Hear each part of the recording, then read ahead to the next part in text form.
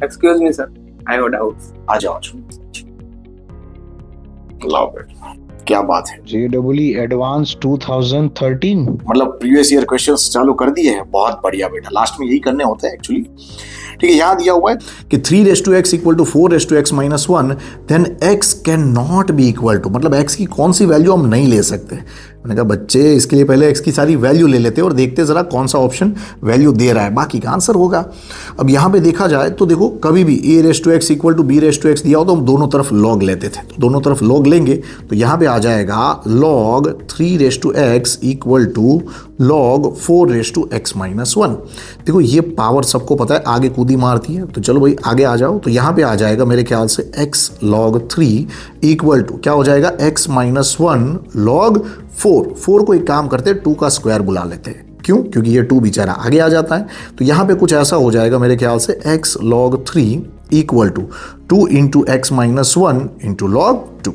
ये चाहता है नीचे चला जाओ, तो मैंने कहा चला जा भाई। तो यहाँ पे हो जाएगा x इक्वल टू क्या हो जाएगा 2 इंटू एक्स माइनस 1, यहाँ पे हो जाएगा log 2 अपॉन log 3। सबको पता है भाई ये यहाँ पे इसके बेस में चला जाता है, तो भेज दो जरा, है ना, क्योंकि लोगों ने यही तो प्रॉपर्टी बताई है। देखो याद रखना लॉग के सवाल हर टाइम ऐसे जेईई में नहीं आते, लेकिन कभी कभार ऐसे आ जाते हैं। बाकी लॉगरिथम इसकी प्रॉपर्टीज वगैरह इसका यूज होता है, इट्स अ बेस, याद रखना। ट्रिगोनोमेट्री है, लॉगरिथम है, रिलेशन इन फंक्शन है, उसके डायरेक्ट सवाल कभी कभी आ जाते हैं, लेकिन बाकी वो बेस है ना। अच्छा, तो इसको बुलाते हैं log ऑफ, है ना। यहाँ पे हम कह सकते हैं 2 3, इसको मैंने कहा अंदर भेज दो। तो यहाँ क्या हो जाएगा x इक्वल टू देखो 2x log 2 3 माइनस 2 यहाँ पे भी जाएगा, तो यहाँ हो जाएगा 2 log 2 बेस 3।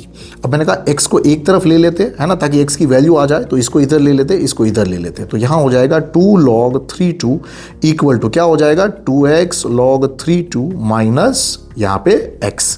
अब बच्चे ने कहा x को कॉमन ले लेते हैं, मैंने कहा ले लेते हैं। तो 2 log, है ना, 2 बेस 3 इक्वल टू यहाँ पे मुझे लग रहा है x बाहर निकालेंगे तो ये हो जाएगा 2 log 2 बेस 3 माइनस 1। इसको डिवाइड में भेज दिया ताकि x की वैल्यू मिल जाए। देखो x की वैल्यू क्या मिल जाएगी 2 log 3 2 अपॉन 2 log, इसे रीड तो ऐसे करेंगे 2 बेस 3, याद रखना, है ना। अच्छा, तो ये आंसर तो मुझे यहाँ ऑप्शन ए में दिख रहा है, मतलब ये मेरा आंसर नहीं है, क्योंकि मुझे x की वैल्यू कौन सी नहीं होगी वो ढूंढनी है। अब मैंने कहा इसको थोड़ा और सिंप्लीफाई करते, एक काम करते, है ना।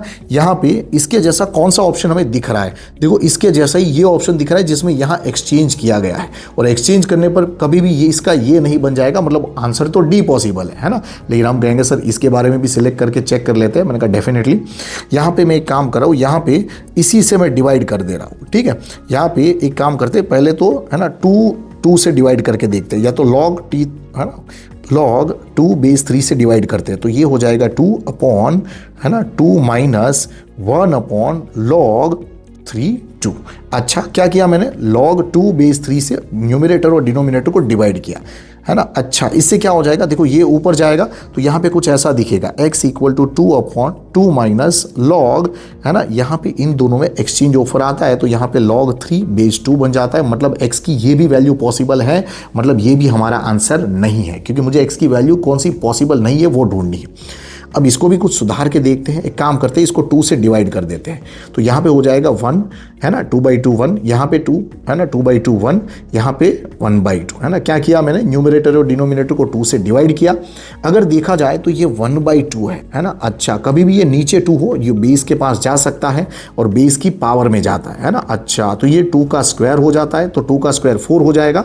तो मैंने कहा 1 अपॉन 1 माइनस log 3 बेस 4, यानी कि ये वाला ऑप्शन, ये भी x की वैल्यू हमें नहीं चाहिए, है ना, क्योंकि इतनी x की वैल्यू पॉसिबल है और हमें कौन सी वैल्यू नहीं मिल रही, डी नहीं मिल रही। So D is your answer.